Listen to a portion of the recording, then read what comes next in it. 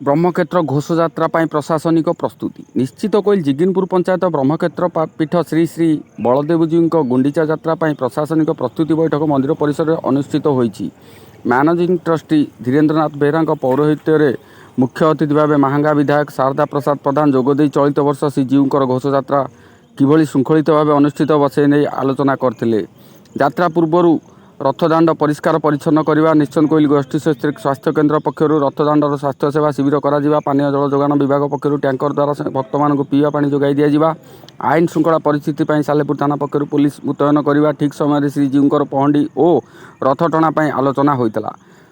यात्रा समय भिड़ नियंत्रण मंदिर पछपट बाईपास रास्ता मरामती विधायक प्रतिश्रुति देते।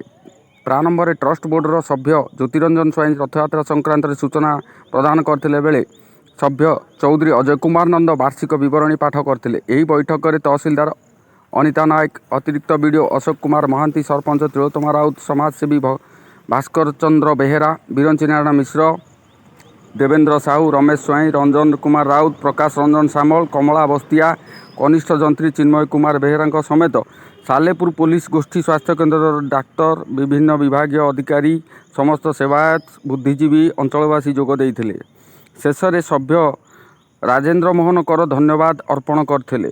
निश्चित कोइलू विश्वबल्लभ नंदक रिपोर्ट न्यूज ओडिशा।